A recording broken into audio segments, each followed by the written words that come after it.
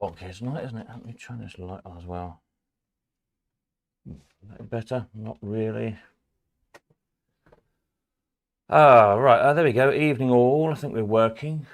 Light's very strange tonight. I don't know why. Never mind. Right, let's make sure this is actually working. Stream settings. Hang on a minute. Stream settings. Yes. Stream health. Someone's beeping at me. I don't know why someone's beeping at me. Right, I think we're working. Give us a thumbs up under the video.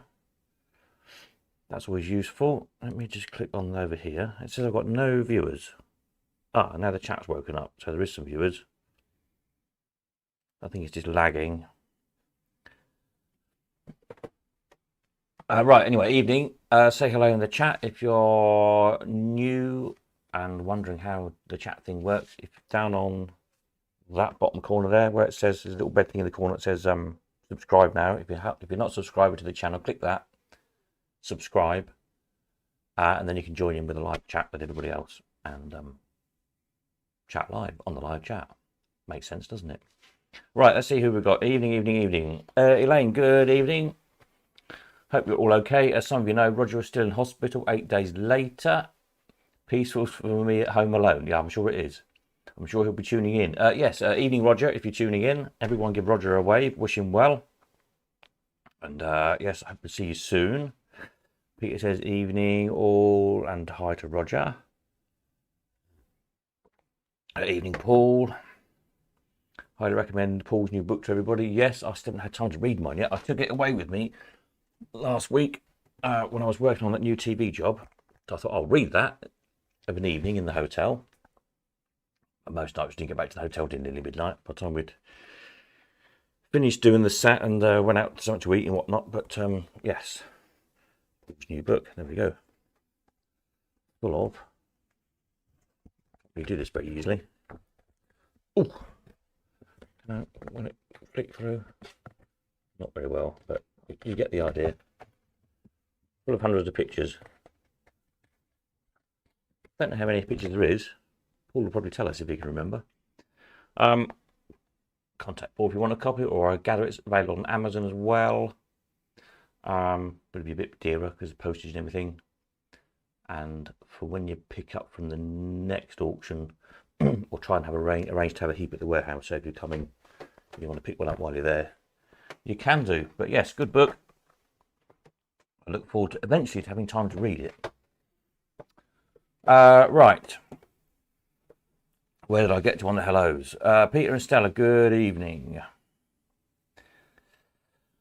Tom, hello. Hi from Solihull. Peter C, evening. Sinclair, hello. Checks in the post. All says. Alan, hi from Cardiff, good evening.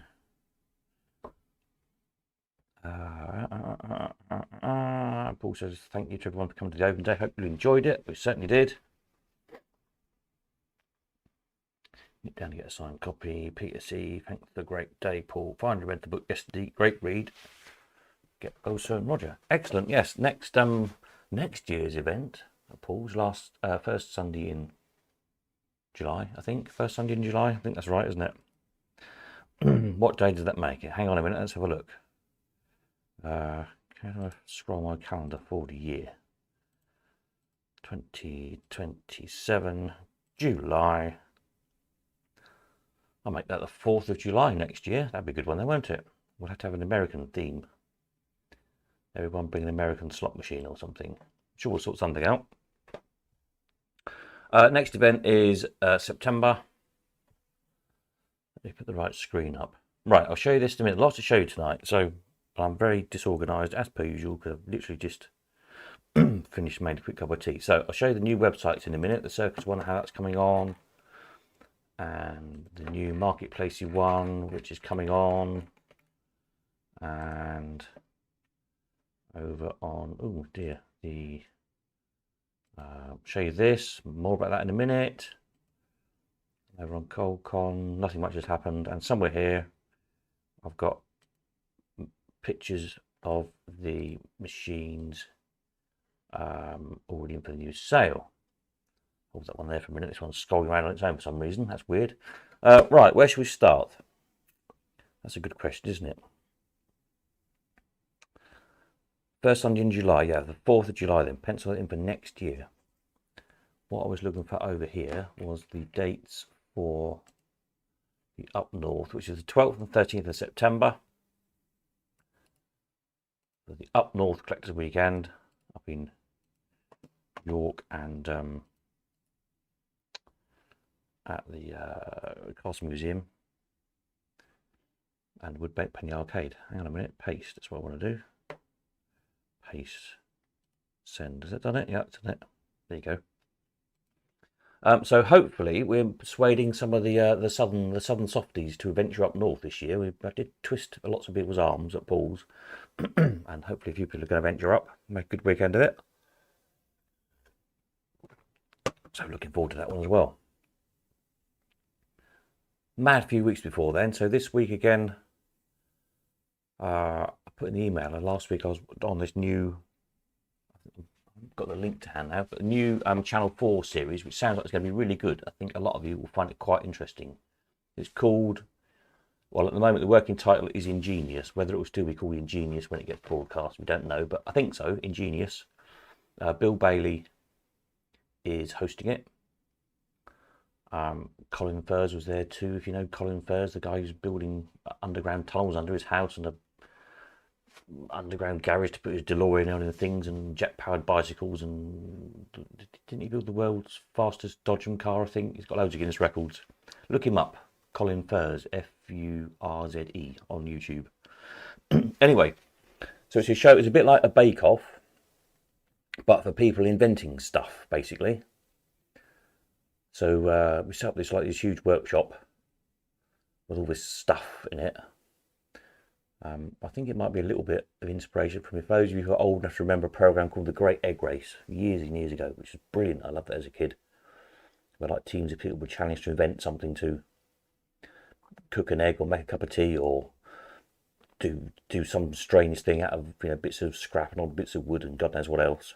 And so I think it's maybe a slight reinvention of that, crossed with kind of the bake-off thing of teams of people and knocked out over several weeks. Anyway, that's what we've been doing. So they're filming that at the moment. And then this week I'm starting another new TV job I'm trying to get out of. But anyway, in between all that, got a family holiday coming up and trying to sort an auction out and building new websites. So yes, crazy.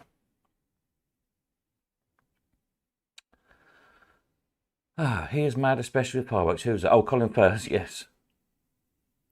Have I found your spares yet? No, because I haven't looked, to be honest. But I will do.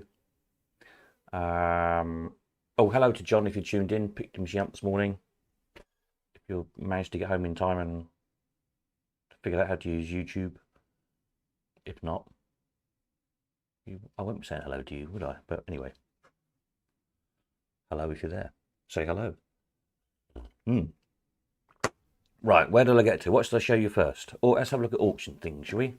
Then we'll look at new websites, new trading website, and all that jazz. So I need to find a folder of pictures again of machines that have come in. Next sale, here we are. Right, so let me find a folder in the background, so I've got some bigger pictures to look at as well. What have I done with that? Hold on a moment, I've lost the folder of pictures. There's so much on my computer at the minute. Yeah, next sale. Machine,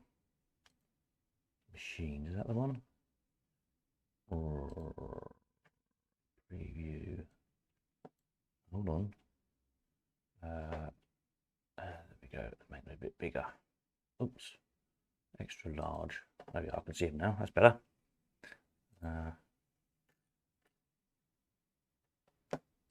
Terribly prepared as usual. Here we go. Right, there we are. That's better. See what I'm looking at now. Mills Extraordinary, Threepenny Play. There we are. So one of those.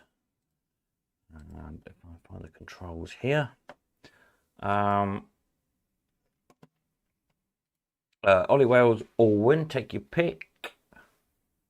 Penny, locks, keys. etc.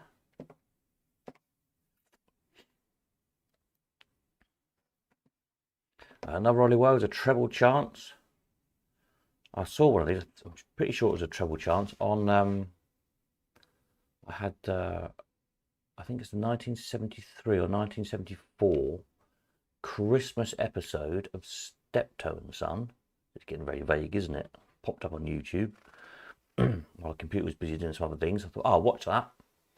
And bizarrely, upside down on at the bottom of their stairs is a, I think it's a treble chance Ollie Wells will win. Remember in another episode, there's a cow commercial as well.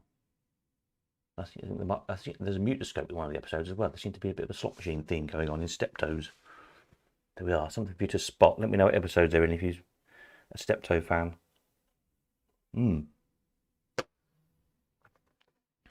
World Cup final. Hey, don't want to worry about things like that. It's boring.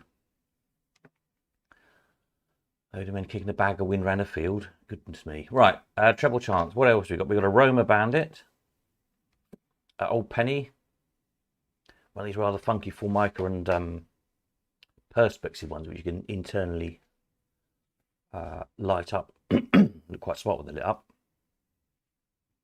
So one of those. Apologies for the poor photographs. It was a very quick phone snap this afternoon. I was in a hurry, so some of them were a bit of a funny angle when I took the photographs, hence they look a bit wonky. But you get the idea. It's just a quick snap. I've not seen this one before. Las Vegas with an all-cast alley front, the usual sort of Barometric mech type thing, obviously in English. You know, conversion back in the time. But it was quite small actually, quite a nice design. So it's all cast the front, so you could polish the whole front up, rather than it being a dull silver hammerite in red. Either maybe polish the highlights and paint the back a different colour, or polish the whole thing and have the stripes in red. It'd look rather smart, wouldn't it?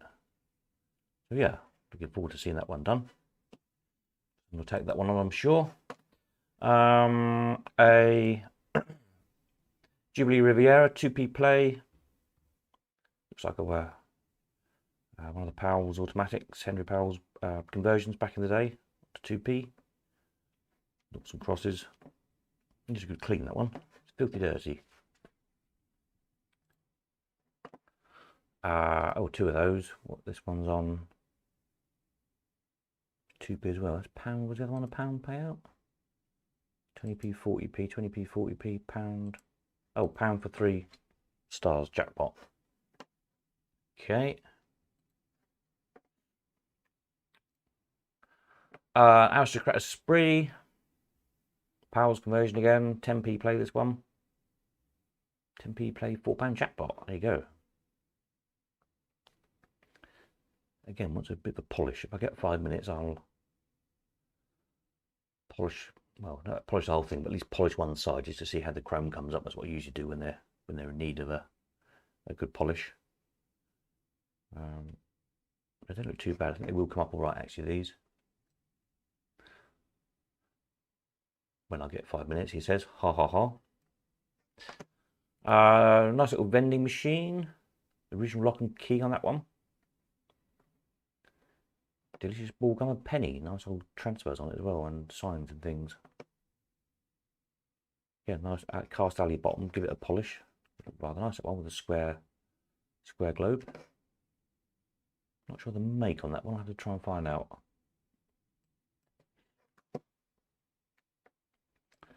Usual little gumball. Very exciting. Postage stamp machine. Direct from government roll to you. The Postage Stamp Machine Company, Brooklyn, New York. There you go.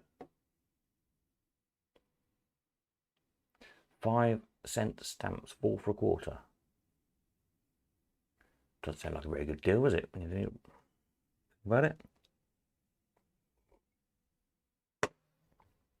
Yes. Do the maths on that one. Another one. What do you get on this one? 5-cent or 10-cent stamps in sanitary folders. Well, that's always good, isn't it? Postage Stamp Machine Co. New York. Is that the same company? Postage Stamp Machine Company. Different addresses. That's interesting. I like these little bits of history. So the previous one, the address on that one is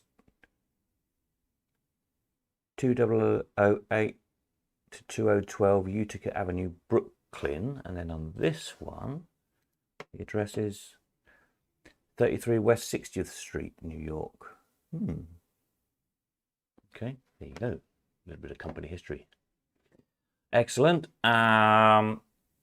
This is a really excellent photograph. Apologies. Flintstones pinball. That's all I could get to it to photograph at the minute because of the stuff that's surrounding it. So I will get it put together, plugged in, turned on. I know that I have quite a lot of fun playing it, actually. I like having the pinball in. Yeah, Flintstones pinball.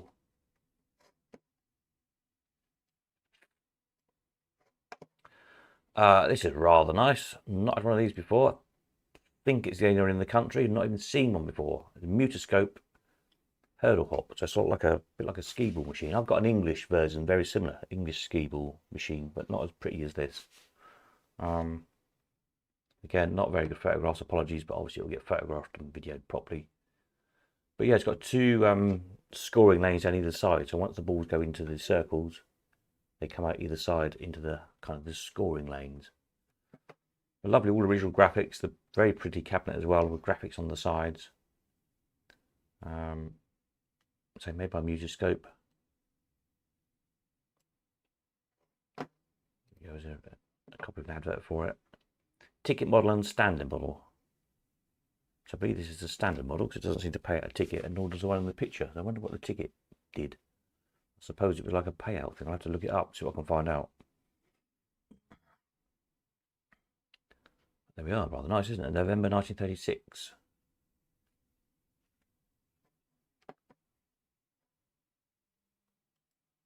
I took another picture of it or two somewhere. Picture's gone back in a funny order, never mind. Mutascope Magic Finger. This is a difficult one to explain if you've not seen one of these before. Lovely machine. So it's about the size of a crane, pretty much. I'll show you the... It's really hard to see, isn't it? So it has a rotary turntable, like a rotary merchandiser, and then if you can see at the top of the picture there's like a big steel ball. There's kind of like a hooked finger underneath it, is the best way to describe it. And when you play the machine, that whole kind of carriage with the ball and the hooked finger on is movable left to right. And the whole kind of carriage thing, the turntable stops and the thing pushes forward. And obviously you're trying to like hook a prize out of the machine into the prize payout tray. So a bit like a merchandise, a bit like a crane. Lovely machine, not too many of them around. All working. There's something a bit different. These things I don't understand, but I know some people get very excited about them. We've got a Big Brother.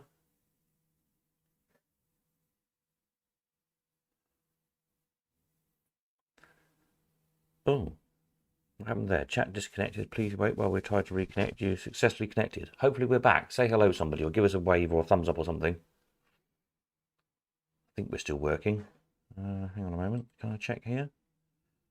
Stream health. Stream health. Stream is healthy, it tells me. I think it's working then. Thanks, Elaine. There we are. Cool. Where did I get to? Yes, Big Brother. And what's this one called? Boulder Dash.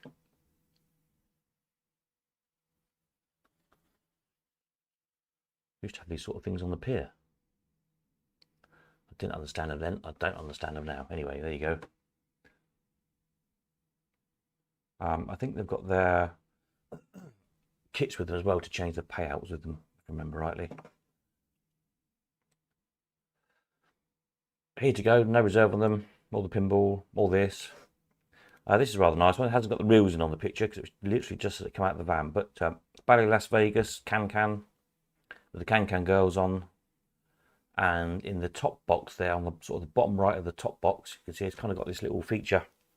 Not quite an Allwyn, but there's a little like Allwyn handle on the side of the cabinet. It's a bonus. You flick a disc up, kind of all in fashion, if you like, and then depending what column it lands in, you get a bonus payout, I think, or extra goes or something. Flip a chip, I think it's called. It's like flicking a chip up. Yeah, quite smart. All working apparently. I haven't plugged it in yet, but all these are supposed to work. Again, no reserve here to go. A nice young lady on the front there. Doesn't seem to have too many clothes on. Okay. Elaine said we had a Big Brother machine in my kitchen. Loved it. I went to the very first filming of the very first Big Brother show many years ago. I knew somebody who was working on it or something and managed to get tickets to it. All seemed quite exciting at the time.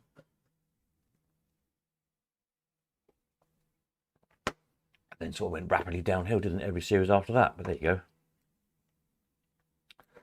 That's at most TV. Anyway, where did we get to? Bally with the nice young ladies on. Jennings Galaxy. Smart chrome on this one. Light up,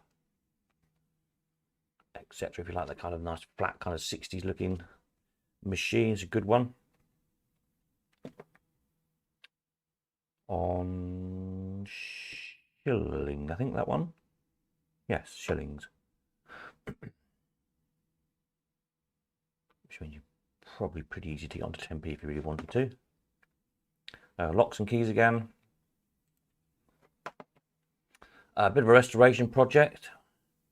We've got 3 similar fortune tellers made from Tivoli machines. These are sort of barn fresh, should we say. Very barn fresh. But yes, the barn fresh restoration project. A correct photo of your future. And then we've got, what's this one? Gypsy fortune teller. Come out of the showman's yard, these. And a love letter for you. There you go.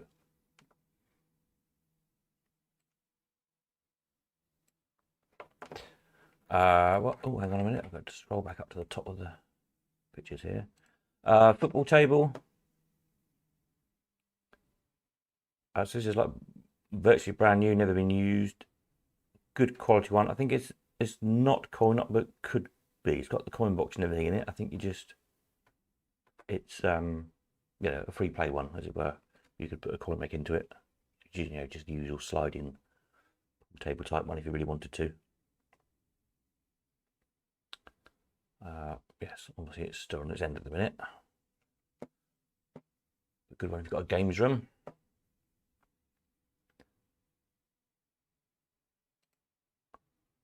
Oh, that's the magic finger again.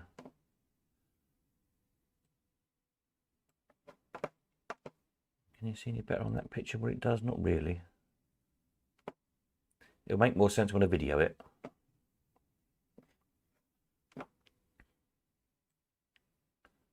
Yeah, nice machine. The hurdle hop again. Try to get a couple of better quick snaps of that. Give you an idea of the artwork. Crash bang. So you can see there, hopefully the either side, the kind of scoring trough things where the balls come out, so you can add them up. 10 balls a penny. There you go. There you see that nice original cabinet with the graphics on the side there. Lovely thing. What else have we got? A nice smart high top. It's a bit brighter green than that. I don't know, the photograph came out a bit of a strange colour, but there we are. I think it might have sold this one years ago. One of we had a whole run of high tops, didn't we? Keith, what's his name, from up north. Made a very nice job of them. Anyway, there we are. Old penny. Nice and smart. A little Mastermatic gumball, English one, penny. I think they'll be on. Penny, you usually are. 2p if it's been converted, but anyway.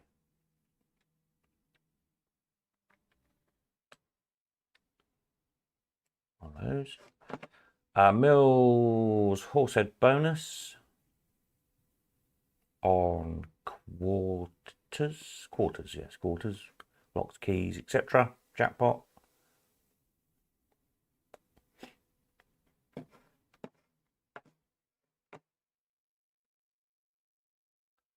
Crap photograph again, but you get the idea.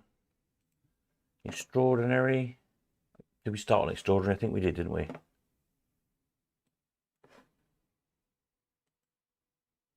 Take your pick. I remember seeing that. Yeah, so there we go. So that's what's in so far. I think there might be another one or two that I've missed or couldn't get to snap, but you get the idea. I don't know how many there is there, but quite a selection already. There's hopefully a nice crane coming, Merchantman crane. What else do I know that's coming? A couple of larger arcade pieces, hopefully. Not sure what they are exactly yet. I was just asked, would there be room for some? So yeah, we'll see what turns up from there. Yeah, so more stuff to come. Right. Let me switch over. Tell me where I'm up to on websites. Hang on a minute. That's what one do we want? Let's have a look here. Let's have a look here. Hang on here. Here. Right. Yeah. So hopefully you're familiar with the new Circusy website that's coming along, which will have all stuff about circus on, circus people, circus things, posters and stuff, and circuses themselves, when they're on, history of, and all that jazz. So the idea is that the existing Colcon site over here, so pretty much each of these different sections will be its own new website. There'll be a fairground site, a circus site, a slot machine site, an attraction site for like piers and seaside stuff and all that, advertising site for enamel signs and stuff, automata probably eventually, magic probably. So pretty much most of these toys and games will become their own individual site. So the idea is that we can go into more detail, get more history of stuff, of people, of makers, lots more price history, auction alerts, events, etc, etc, etc. There'll be a bit more specialist, but they all kind of join together, which I couldn't do on this site just because of the way it was programmed, because each kind of subject needs different different ways of presenting information. So circus is kind of all about the people and the shows, whereas slot machines is all about the machines themselves and the manufacturers. And fairground is more about the rides and stuff, isn't it? And attractions and things is more about the history of piers and waxworks and amusement parks and whatever, and so on and so on and so on. So they've all kind of got different focuses. They need building in different ways. So the easiest way to describe it, I've discovered, and I think I'll use as a good metaphor and probably a navigation way, is think of it as like a little town. Here we are, here's my little town illustration. So I can't point to anything with my maps because I haven't got it on the right screen, but you get the idea. So there'll be like the circus building, the circus hippodrome where the circus site lives. So we might use this as navigation, so you better like click on that building, that will take you to the circus website. Click on the amusement arcade building, that will take you to the new slot machine site. Click on the fairground museum, that takes you to the fairground site. Click on the pier, that will take you to the seaside pier site, and so on. So these will all be specialist sites. As we build more, the town will grow. That's the easy way to think of it. And in the middle, you have a marketplace, like you do with a traditional market town. That's where all the buying and selling comes together. So in each of the buildings, over on the circus site, let's just go back to here. Over on the circus site, in the circus marketplace, we'll just have circus stuff for sale. Posters, programs, costumes, books, films, DVDs, whatever, anything to do with circus will all be in the circus website. Similarly, eventually the fairground one will just have fairground stuff in it, and the slot machine one will just have slot machine stuff on, and so on and so on. But the whole lot will come together into one big marketplace. So if you're just interested in buying, selling, you can just go there and you buy and sell anything.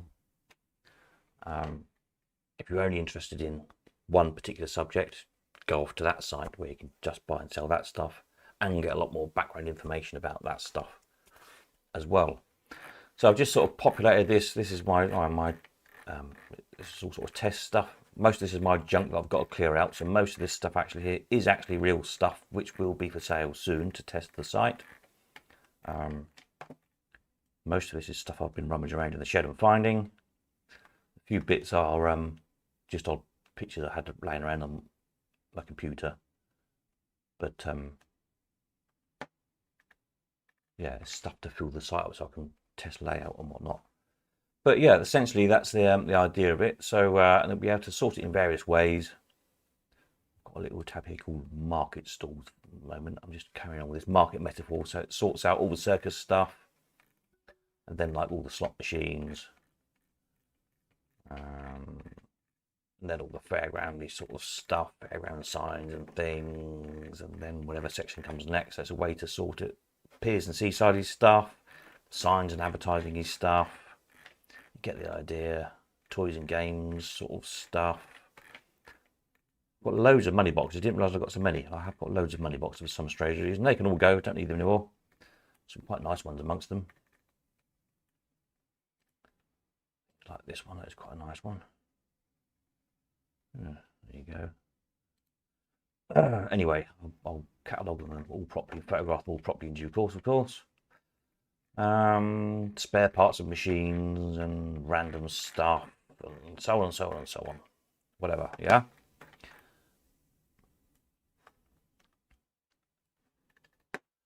And then if you didn't watch last week's video, the way the selling works, I'll show you one of these because I've got the, hang on, I'll show you on the other side. Let's go back to here because it's a bit better spaced out at the moment. Oh no, I can't show you one there. See, finished, aren't they? Not to worry. Let me show you back on here again then. So yeah, let's click on this one. Will it come up big enough to see? Not really, because the colours are funny. I'll stay on this one then. Sorry. A lot of this is test stuff at the moment. Let me try and make it a little bit bigger. Does that work? Yeah, you kind of get the idea. So rather than this being a straightforward auction or straightforward buy it now like eBay or Marketplace or something, on here both buyer and seller can negotiate the price. So just like a traditional, you're doing a deal with somebody, a car boot sale, antique fair, your mate in the pub, whatever, you know, seller starts high, buyer starts low, seller comes down, buyer goes up, and eventually you meet in the middle and do a deal. Shake your hands and away you go. The way business has been done for millennia. But none of the websites work like that. So I've built one. So you get the buyer's asking price or their initial asking price at the top there. Look on here it's, for instance, on this poster, let's say it was £12. The first bidder coming at £4. Since then, the bid has gone up to £5. The seller's come down to £7. So you can see the asking price and the bid price, they're getting closer and closer and closer. As they get closer and closer, the colour, this kind of magenta colour, gets darker and darker, so it gives you good visual representation of how close they are. And it's a percentage-based thing. So here you've got 120, 140. So those £20 apart. It's, relatively speaking, it's quite close. Whereas on a cheaper item, here you've got £3 and £8. You've got a gap of £5. Percentage-wise, well, the gap's only the gap's only £3 there. Tells you what the gap is.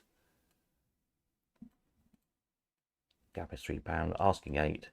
Bid is £5. The gap is £3. So it's getting closer together. But percentage-wise, it's still a bigger gap. When the two meet, so I should also say many bidders can bid, just the same as an auction. The seller can at any time accept, obviously they're going to accept the highest bid, or they can reduce their asking price. Notifications go both ways, so if you're bidding on something and the asking price comes down, you get a notification to say, oh, you know, you've bid whatever, £20 for something, the asking price at the time was £30, let's say. If the seller drops their asking price for £25, you'll get a notification to say, oh, you know, the seller's come down a little bit. Maybe if you want to go up a little bit, you might go to do a deal. So once the two meet, once we've got a buyer and a seller at the same price, basically the system puts the two people in contact. So we never actually do the deal through the site, just put people in contact. Think of it like a dating site, if you like, for buyers and sellers. So it's all totally anonymous until that point. Once a buyer and seller have agreed a price, they both get a little form to say, yes, I agree to sell at £50. And the buyer has to tick, yes, I agree to buy at £50. And then there's like a private little area opens to exchange messages with each other of how you want to get paid, whether you want the item posted to you, maybe ask how much to post it, if you want to meet somewhere and collect it, if you want to do a deal on a lay-by around the back of the pub, if you want to pay cash, bank transfer, PayPal, Smarties, marbles, whatever you want to do, not interested, it's entirely up to you. It's a fully private thing. Then once you've agreed a deal between yourselves and the seller ticks a box to say they've received the money, the buyer ticks a box to say that they've got the thing, everyone's happy, then the history of that deal is completely wiped. All we keep is just the picture, the price and the date, so we can build the price charts, because this site, all the price history will have price charting, which we wanted to do for years. I think that's a really interesting way of doing things. So that's all we'll keep. There'll be no connection back to who bought it or who sold it. It gets totally wiped off the system. There's no way to trace it back either. It's all randomized. What we call randomized hashes, high security. That will become more and more important, especially with Burnham taking charge tomorrow. Trust me, it will become more and more important. So that's essentially it. Once a deal is done, the two parties both get a thing emailed to them, just to essentially a receipt for the buyer, and the same thing for the seller to say they've sold the thing. So if you're a business seller, obviously you need to keep a record of what you're selling, so you can put it into your accounts or whatever. And if you're buying something, you may want a receipt as well, especially if it's something more expensive. You might want to keep a receipt to A, prove you bought it, and B, for insurance or whatever. If it's eventually something expensive like a slot machine, you need to put on your insurance maybe. So you will get those. They'll be emailed to you, and then it's up to you if you want to print it off, keep it in your email, hang it on the wall, do what you like with it. I don't know, but after, I think it's set for 14 days, it gets totally wiped off the system. So there we are. So that's the gist of it. So it's built, it's up and it's running, it's working. I'm just, as you can see, I'm playing around with layout and stuff. And then what we'll do eventually to test it is this kind of mixed site. So this is the the site that essentially lives in the middle of the marketplace that serves all the eventual websites around it.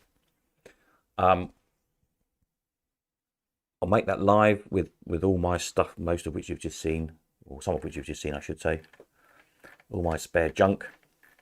Probably starting off with the cheaper stuff. I will try machines. Lots of people have said they want, oh, it'd be great, we could do machines on that. So I'll see how that goes with more expensive things. We'll start off with some smaller things that just be posted, bits and bobs. Like worth money boxes and things, and whatever else I can find laying around. As it's all my stuff, doesn't really matter what it sells for. I don't really want to sell £500 machines for £100. That might be a bit drastic, but essentially it's a good test of the platform, get people used to the idea, learn how to use it, and see how it goes, really. And then we'll think about machines for everybody in the future. Initially, we won't be able to list stuff for sale. We'll just be buying for the first few weeks till we've got the hang of it, and then I'll introduce or invite a few sellers to list stuff on, see how they get on with it, see what extra tools they need, make sure it's working okay before we let everybody list stuff on it, just to test it, and make sure everything's flowing nicely, as it were. So while Roger's sitting around with his feet up doing nothing, recovering, I might let him have a go at putting some spare parts on it and things like that, because they're nice small bits that can be posted out. yeah, as I was saying, back to machines. A lot of people have said this would be great. Can we do machines? Da da da da da da. Eventually, probably yes. I need to think about the finances of that. So this is going to work on just a straightforward monthly membership thing, like the Coldcon site did, with no buyer's premium, no seller's premium, or seller's commission, I should say. So the price you agree between you and the seller, that's your deal. Don't take a cut of it. But that means, of course, if that eventually replaces auctions, it's a big drop in income. On the other hand, if and it's a very big if, but if that were to happen, don't need a warehouse anymore, which is where most of the expense of the auction goes. So it's something to think about. Let's get it up and running, see how it's received, see how people like it, what tweaks we need to make to it. There will no doubt be many. But yeah, it's quite exciting. Then once it's running, we'll do all the other sites, and the system is built. It's very complicated, very big system, but it's built to then easily roll out extra websites, extra buildings, if you like, in the town. So if anybody out there, if you want to do one on a teddy bears, for example, I can set up a teddy bear website and you can just trade in teddy bears. So your specialist site will be all about teddy bears, history of teddy bears, all different teddy bears, teddy bear books, teddy bear pictures, teddy bear films, whatever. Teddy bear marketplace, but all that teddy bear market trade will also feed into the main big marketplace. So hopefully that makes sense. It's kind of difficult to explain. It will make more sense when the things are built, but thinking of it as a little town with a central marketplace and the buildings being the individual websites is kind of the easiest way to think about it. There we are. How much does it cost to use, please? Don't know yet. It'll be cheap. Probably the same as Coldcon, probably like a tenner a month or something. Yeah. This is going to be the challenge of finding a price that's good value to everyone, bearing in mind you're not paying any buyers and sellers premium, etc. But also makes sense commercially,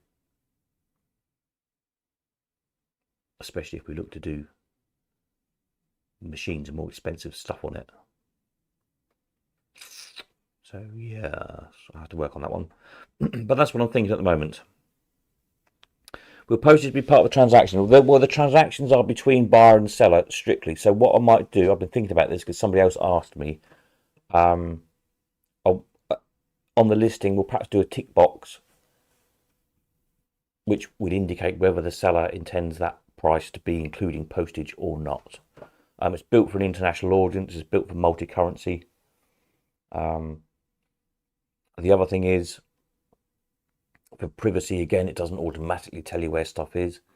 So I'm working on a system to give you a rough idea, because if it's something big that you're going to have to go and collect, obviously if you're in Cornwall and the thing's in Scotland, you need to know it's in Scotland.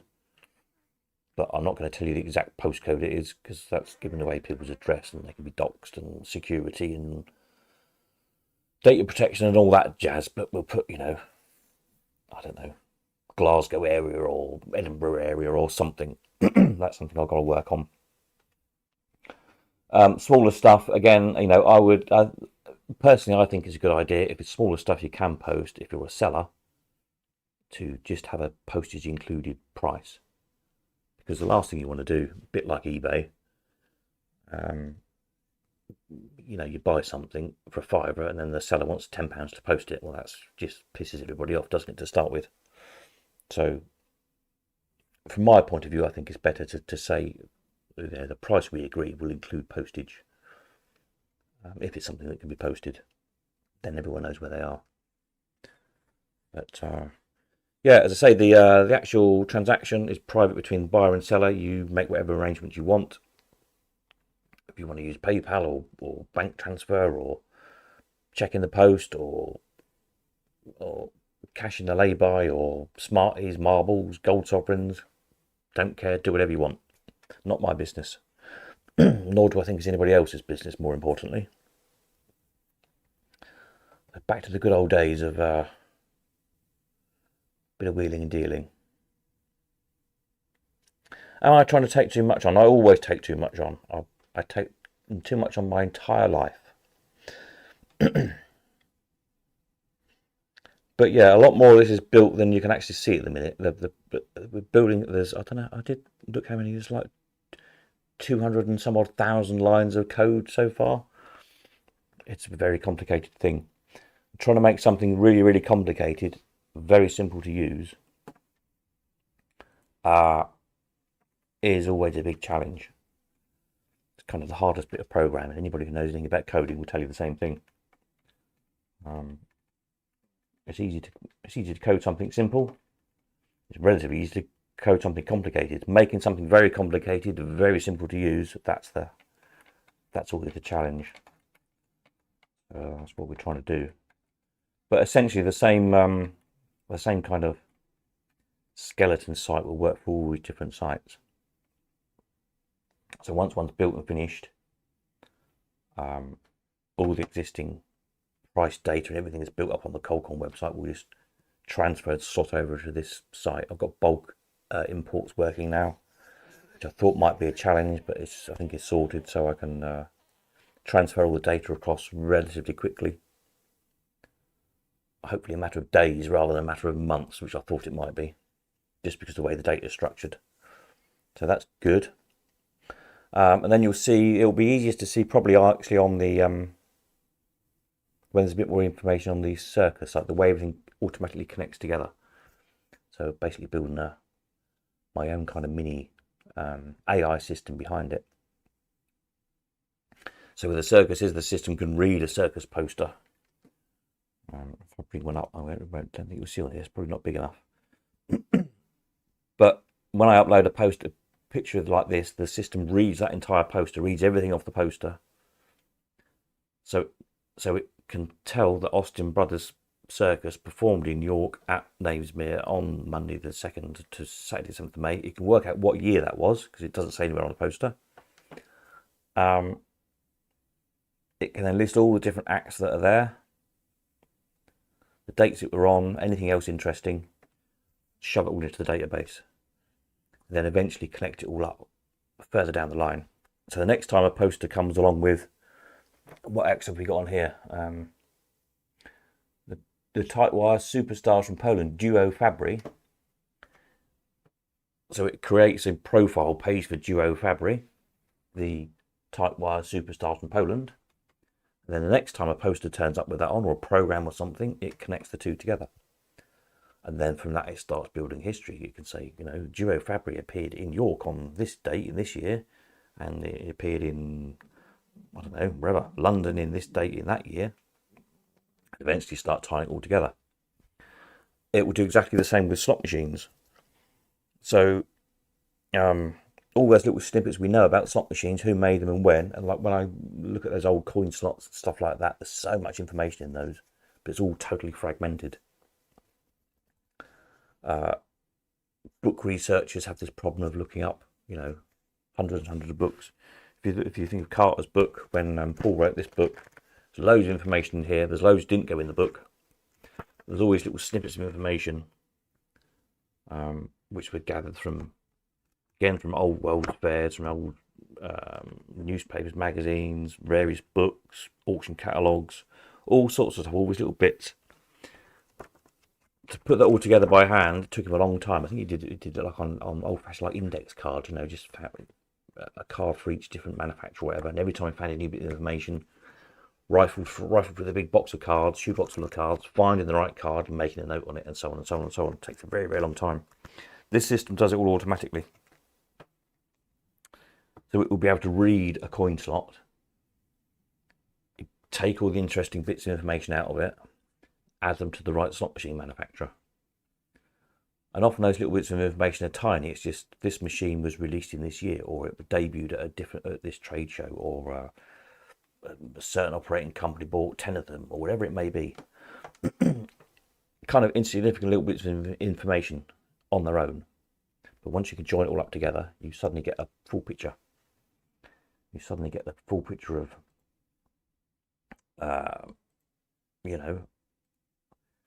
when a machine was made, roughly how many they made, how many years it was in production for, maybe what killed it off. A lot of machines got killed off when the gaming laws changed over the years.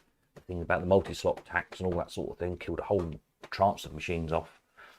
Sometimes with like patent disputes were quite interesting. Sometimes with like copyright things. Someone had copied somebody else's design and there was a big bust up over it. And all the machines had to be smashed up or whatever it was. Loads of interesting little bits, but it's never all been joined together. So this new kind of AI system I've built will be able to do all of that. It's going to be fascinating.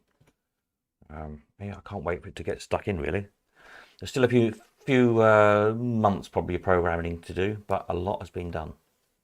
An awful lot has been done. A lot more than you can see at the moment, because it's all kind of the building blocks of it, waiting for the pretty bits that you see to go on top. But it's now getting there. As you can see, the marketplace thing is working. I'm just now playing around with, where are we? Hang on a minute, let me find the right one again. Here we go. You know, playing around with layout and stuff like that. So I'm hoping to have this marketplace up and running. Bearing in mind there's some TV job next week, and the first 2 weeks of August we've got a holiday, which has been booked for a year, 2 years. But anyway, I reckon the marketplace will go live toward the end of August. That's my aim, because it's pretty much there now. I'm doing all the security stuff. The problem with any of these sites is you build it, then you've got to build all the kind of the anti stuff, as I call it. So it's all the, what happens if they click this button in the wrong order? What happens if somebody does this? What happens if somebody types some rubbish in a box? What happens if they withdraw their bid? All that. There's way more. There's what we call the happy path, of the perfect route through of somebody doing everything correct in the correct order. Then there's every permutation you have to account for of somebody clicking the wrong button in the wrong order, putting the wrong thing in the wrong box, etc, etc, etc. All that has to be programmed in and dealt with as to what to happen. That's what takes the time, really. But let's get in there. So as I say, the plan to roll this out will be all this random stuff of mine. There's machines, there's some fairground stuff. Some of this is probably sold by now. Some of this I've got to find, because I've been working through old photographs that I've got laying around. There's a lot more to dig out as well. So it'll be very similar across the board. Little bits and bobs, bigger bits and bobs, games, toys, all sorts of random stuff. Half of it I didn't know I'd got and don't know where it is, and lots more I've got to find. And I don't know why I've got it. It's just random stuff that needs to go, really. So you can all buy some of it.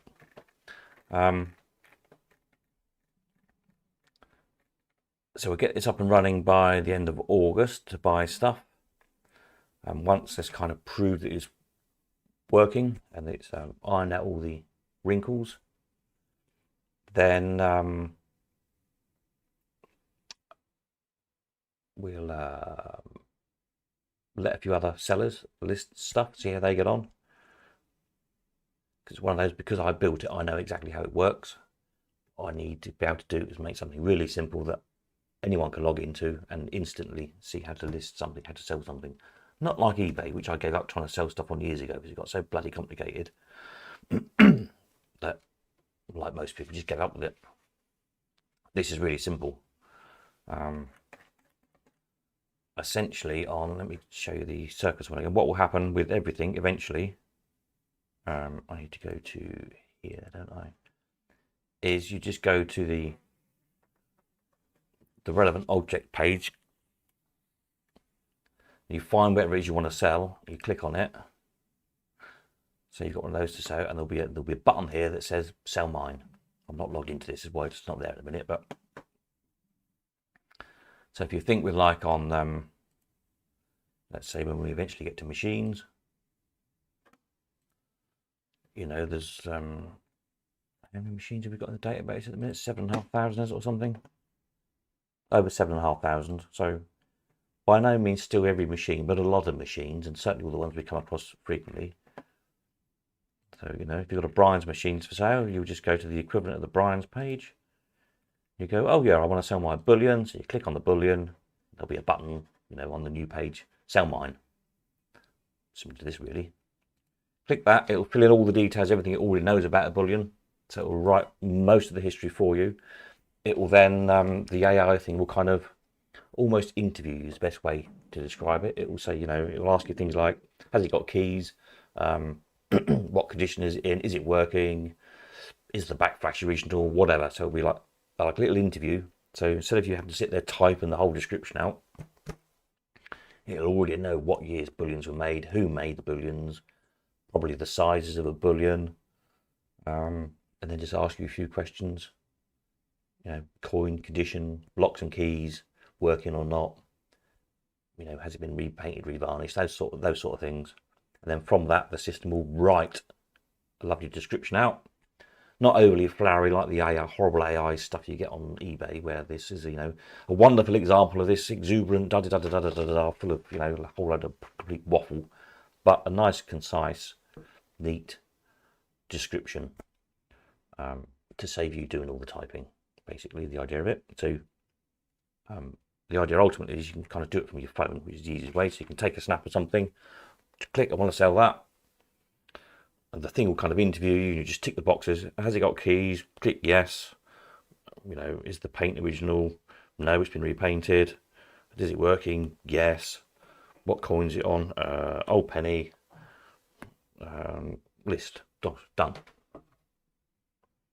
The system will do the rest. That's where we're heading for with it. Good, eh? So machines will be further down the line. We'll do all that stuff first, but certainly spare parts, bags of coins, all that sort of thing, books. I'll do all the bits and bobs first. Small, cheap stuff that's easy to post out. And then probably ultimately machines, if I can figure out the pricing model. It will, essentially, as much as anything, it's just going to be how many people we can get on the system. If we can get enough people on the system to keep the price low, to make it pay, then great. So what you like, put Rolls Royces on it if you want, I don't care. It will benefit everybody because you have a nice cheap marketplace where most of the work's done for you, with all the expert advice built up over the years baked into it, all the price history graphed out, etc. So you can see, you know, if you've got something you don't know what kind of starting price to set for it, price history will be there. So you can see, oh, well, I've got one of these machines or one of these enamel signs or whatever, and it's roughly worth this sort of money. Yeah, I think it's going to be good. So, as I say, we had a lot of good feedback about it. A lot of people are quite excited about the idea. I'm just frantically trying to finish coding it as fast as I can. But it is getting there. Kind of across the hump. Onto the toward the pretty bit. Would both buyer and seller need to be subscribed or just the seller? Both. So initially you join up as a buyer, and then you would apply to be a seller, is how I'm going to do it. So you'll pay your subs, your whatever it's going to be a month. Won't be much. Probably the same as Coldcon, maybe £10 a month, something like that. Once it's up and running, it'll probably be cheaper to start with while I'm just doing my stuff. Might just be £3 or £4, whatever the minimum is, that by the time we take all the bank charges out, it doesn't cost me money, basically. I was thinking I might do a deal where the very earliest people who sign up will fix that price for a couple of years, because obviously stuff will ramp up over time. So it's kind of a thank you for the early adopters, if you like. I'm working on that one, but something like that. And then once it's established, after a few weeks, if you want to sell stuff, it'll be just a little application. The reason is for buying, you can pretty much be totally anonymous.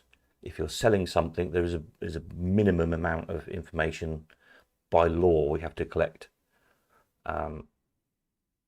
You know, in case you try and sell a machine gun or something stupid. The KYC, know your customer thing, not much. As we're not handling money, this is one of the crucial things, as we're not handling the money, then we don't use as much as normal. But you do by law need to declare if you're a business seller, for example, and have a minimum of contact details, which we have to keep. We don't have to display it to the public, because we're not doing the transaction on the website. You're doing that personally. We're just joining the two people together. Obviously, when you're joined together, you have to swap details with each other, or you don't know who you're sending the goods to or who you're sending the money to. But that's up to you how much details you tell the other person about themselves. Question somebody had was about like feedback. How do you trust people? That's a very good question. Once you start down the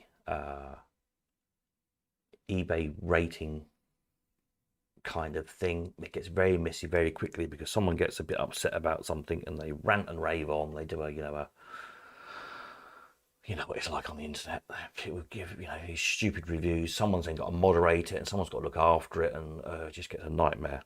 So there will be a system built in. It will be more of a trust thing, more of a behind the scenes trust thing, if you like. It's probably the best way to put it. Where if we get repeated reports of somebody behaving badly, which would be not posting stuff out or not completing deals when they said they are, that kind of thing, it will flag up, and if there's too many, they'll just get thrown off. Simple as that. Not messing around. But there are often genuine reasons why something happens. It happens to all of us. We all have lives. We all have shit lives sometimes. I have a lot of the time. Things happen. Things can't be avoided. Someone has an accident and you can't log in for a week or whatever because you're in hospital or whatever the case may be. It happens. It's not always a bad thing. As in, it's not always malicious. Just life happens. So that's where things like the eBay feedback system just break down. So that's not a good system. So it will be a bit of trust, a bit of common sense, but that applies to everything. The reality is, I don't think anyone is going to sign up for a very specialist site selling circus posters or fairground signs or enamels or slot machines or whatever it may be, that they've got to pay for a few pounds a month for to start with anyway, and then try and rip somebody off. Because it's way easier to do that on Facebook Market with an iPhone or eBay or any one of those other sites with something valuable and desirable to thousands of people. The reality of it is, in these very niche collector markets, we all know each other anyway, pretty much. So you get that feeling, don't you, if something's right or wrong. And just use a bit of common sense, If you're paying by PayPal, well, you've got the PayPal guarantee anyway. If the thing never arrives, you just claim your money back. Equally, if you're selling something, send it recorded delivery for posting it out, so you've got proof it's been delivered. Or just meet and do a deal the old-fashioned way with a handshake and a pound note. Can't go wrong that way, can you? So use a bit of common sense. It's been a bit grown up about things, really. Too much mollycoddling on, these sites that do all this arbitration, and you get into claims and all this nonsense, and it ends up costing a lot of money because someone's got to administer all that. Or you do what most of them do now, hand it all over to AI, and you don't get anywhere, which pisses people off as well. So I don't want to do any of that. We will try it on good old-fashioned trust. And anyone who's not prepared to pay by the rules will just get thrown off and banned. It's very simple, really. And that's the way things should be. It's worked for thousands of years. It's only recently we had all this kind of nonsense of feedback and reputation scores and all the rest of it. And as I say, it's often just not fair, because the instant something goes wrong, someone's slightly disgruntled because they bought something and it's, they were expecting it to be brand spanking new, even though the thing they've bought is 70 years old, and there's a little scratch on it, and they get the ump, leave somebody bad feedback, which is not really justified, but suddenly their 100% score has gone down to 96. And to anybody else, they suddenly look like a terrible seller when they're probably not at all. Because the thing was 70-year-old, it was described fairly, there was a photograph of it. The buyer assumed it was brand spanking new, is the one that's in the wrong, really, aren't they, in that particular case? Or it can work the other way around. As I say, sometimes, somebody agrees to buy something, some shit happens in their life and they then can't because the car blows up, the boiler goes wrong, the dog's seriously ill and they suddenly have a £2,000 vet bill, whatever. These things do happen. It's real life. And if they can't complete the deal, well, they can't complete the deal. That it happens. Shit happens. But again, if it's on a genuine case like that, it's not fair to penalise them, in my view. If it happens repeatedly, this is the thing. As I say, we're going on the background. Will be a tally, if you like, in the background. No one will be able to see, other than the system. If someone is repeatedly not completing deals, that will flag up. What's going on here, and it might be because there's something wrong with the system. Full stop. It might be because I've not made it obvious enough what the process is, what button you have to click next. That's another possibility. This is why we need to test it out. That's why I'm testing it out with my stuff first. Or it might be that they are just a bit of a messer, in which case we don't want them. So we'll turf them off. But it's not always straightforward. That's my point.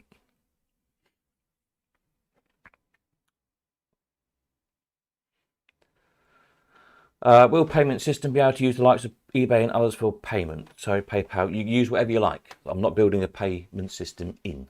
So once you've agreed a deal between you and the seller, or you and the buyer, whichever way around you are, I can't show you at the moment because I'm not logged in, but it brings up what we call what I've called for the moment a private deal room, which is basically one page on the website which only you and the other party can access. It just summarizes the thing. A picture of whatever the item is, the price you've both agreed to. So you both have to agree. The seller has to agree, yes, I agree to sell this thing for £50, whatever. The buyer agrees, yes, I agree to pay £50 for it. There's only a little messaging thing, which just looks like the text messages on your phone, little message exchange. So you can say, great, thanks. Can you post it to me? Here's my address. Let me know the postage price. So the seller can say, oh, yes, no problem. Let's call it £55.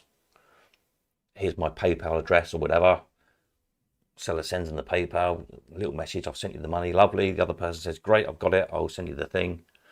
When both parties have confirmed, they've got the money, they've got the item, then history of that sale is emailed to you both. So as your buyer, you've got a receipt for the thing you've bought. And as a seller, you've got a record of the thing you've sold. If you're a business seller, you kind of need that. You need to keep track of it. But you're emailed them individually, then all that history is wiped off the system. Can't be traced back. Unlike eBay, which now reports everything to Rachel Reeves, everything that you do. Might not worry you, it might. I'm not to say. But I don't think it's any of their business. So yeah, so that whatever deal you do, however you want to arrange payment between yourselves, I will obviously put notes in there that recommend you do something like PayPal, which if there is a problem, then you can claim back. But there's various other systems now, isn't there, as well, you can use. If you're a business seller, you're probably going to be geared up for taking debit cards and credit cards and things. If you've got a shop or a business or whatever and you're selling stuff, or you might have a link on your own website or whatever it may be. That's all for you to decide.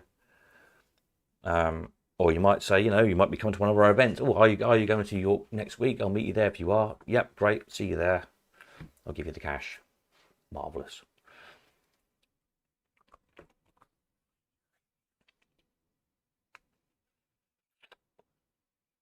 So yeah, as I say, the whole point of it is kind of being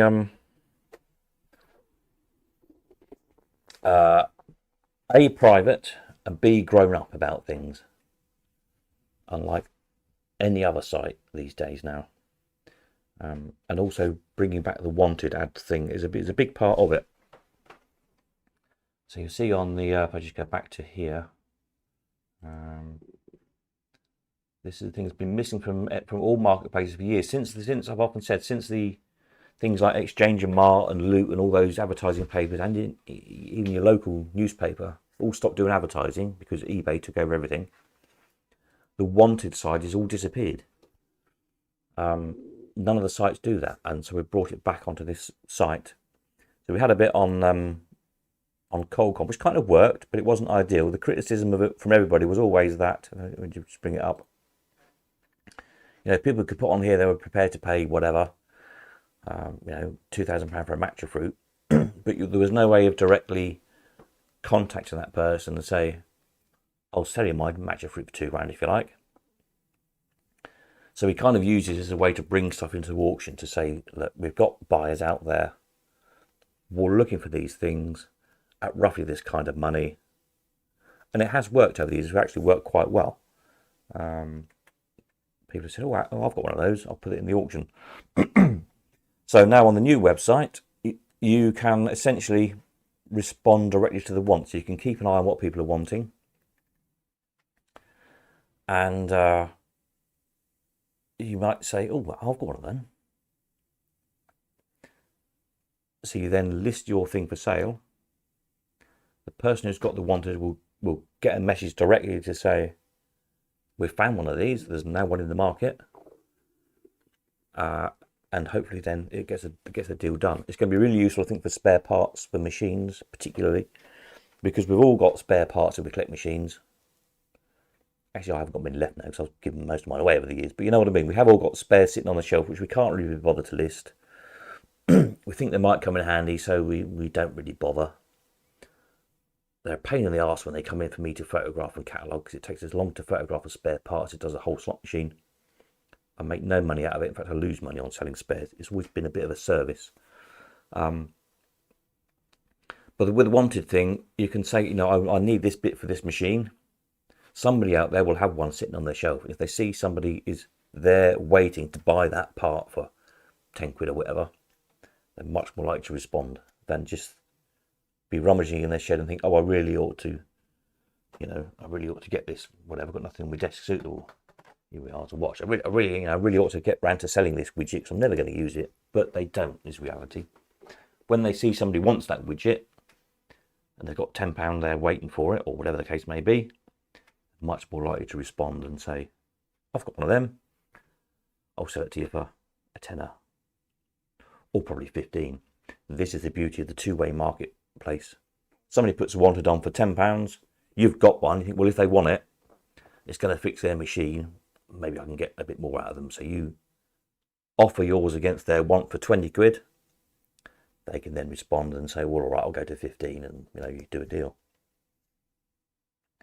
Equally, when you list your thing on for 20 quid, your widget that you've got off the shelf, somebody else out there might, oh, hang on a minute, there's one of those. I've got one of those machines. I didn't think to put a wanted advert up, but I also need that bit. So they might end up outbidding the person who originally put the wanted advert in. So you see this whole thing where multiple buyers, multiple sellers come together. And hopefully it's going to create a really buoyant market, even in relatively boring things. That's the plan. Hopefully it'll work. It will make more sense when you can play with it. It's kind of hard to explain because there's nothing else to compare it to, because no one's ever built anything quite like this. The nearest thing, weirdly, is the stock market, where you've got bids and offers of shares, and when the two meet, the deal is struck. If you're dealing stocks and shares, it will be quite familiar concept with you, and you'll get it straight away. If you're used to buying on eBay or Marketplace or something, it probably sounds a bit confusing. It won't be when you can play with it. It'll all make sense. And that's why I'm trying to make it easy with like the little thermometer things. I can find the right button to click again. Where are they? They're at the top, aren't they? These things is a visual idea of how close a deal is getting. The bid's going up, the price coming down, and the colour getting more intense as the deal is getting tighter. Messages will be going backwards and forwards. The messaging is being designed so that you can get, so if it's a critical message, it will sort of ping you an email immediately, basically. But you can also choose to have a what I'm calling a digest. So if you're bidding on 5 things, you might not want 5 emails keep pinging you all day when you're at work. You can choose to have one at, sent to you at 6 o'clock at night or something with your daily activity in. Yeah, other things being built in. I mean, we're still listening to me rambling on. Yes, there is actually. Is ways to keep the market fresh. So the other point of it, as I was saying, like with spare parts, if people do list spare parts, often nobody needs a bit. That's the problem with them in the auction. Sometimes it can be really what I would think a useful, valuable spare part. Maybe it's a crucial part for quite a rare machine, which theoretically then ought to be, you know, worth 50 quid.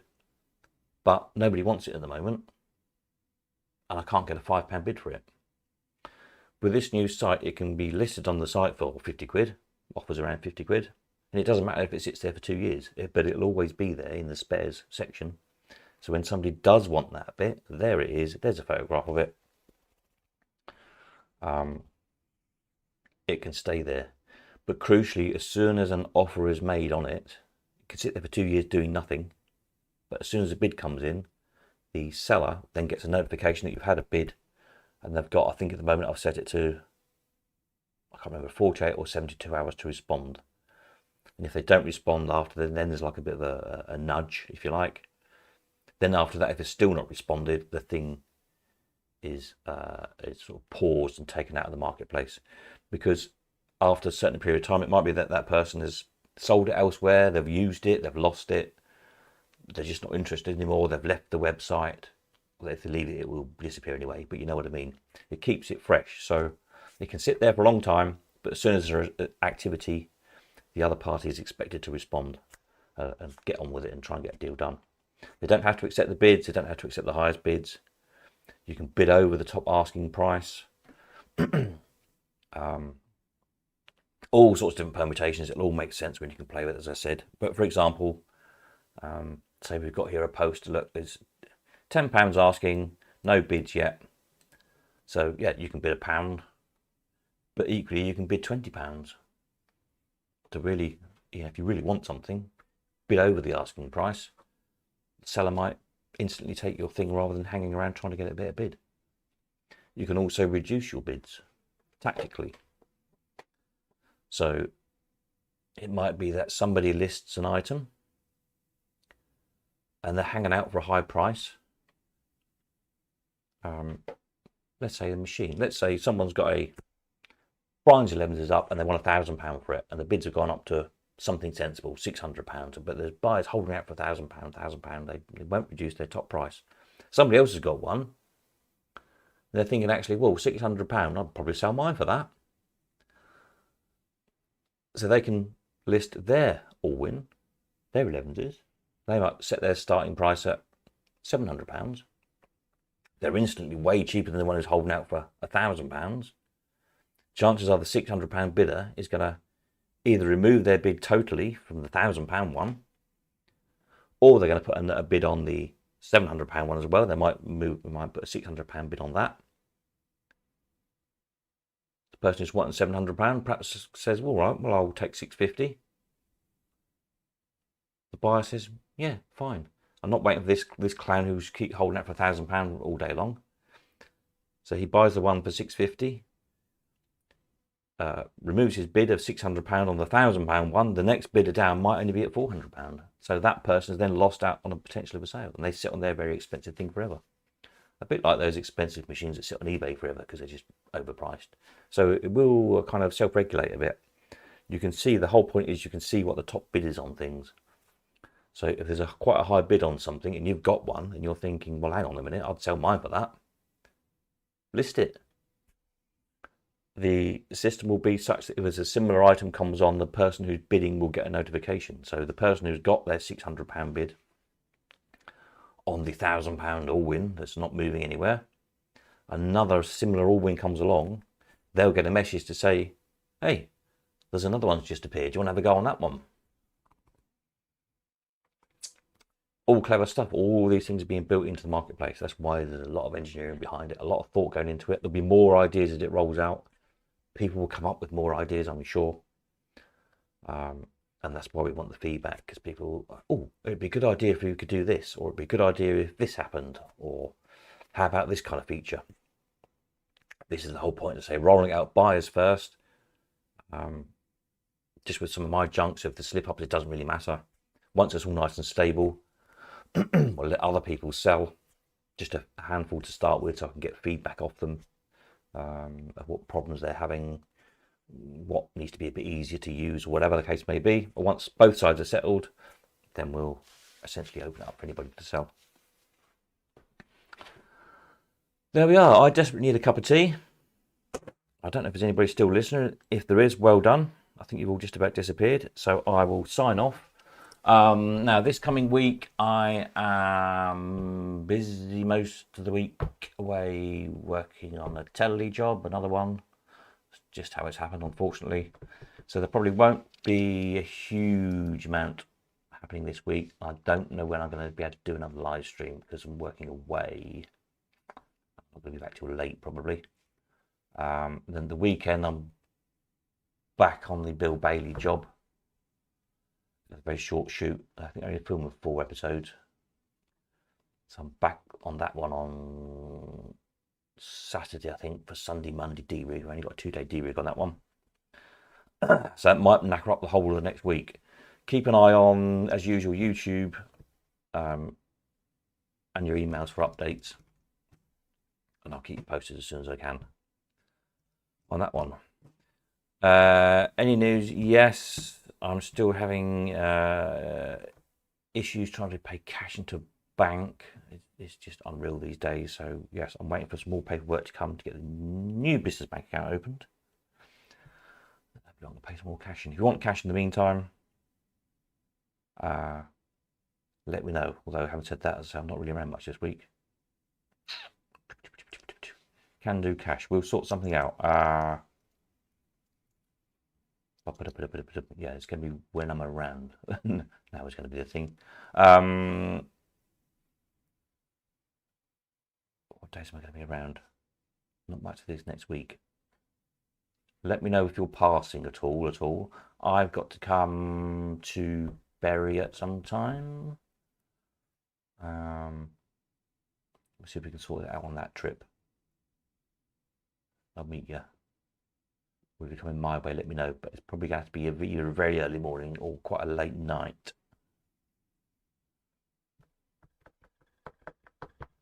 So yeah, we'll liaise on that one.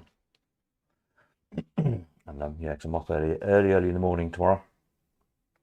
Hence, there's a cup of tea in the bed for me, probably. Right, okie dokie.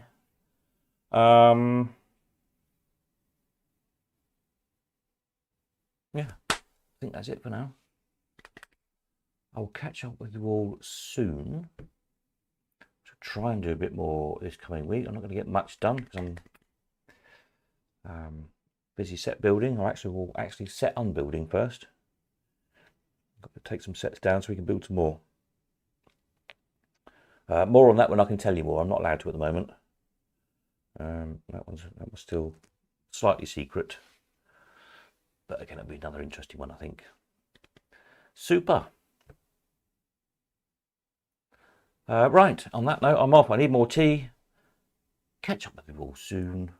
Keep an eye on emails and YouTube and website and all the usual jazz. And hopefully things will start to calm down in a week or so. Marvellous. Nighty night.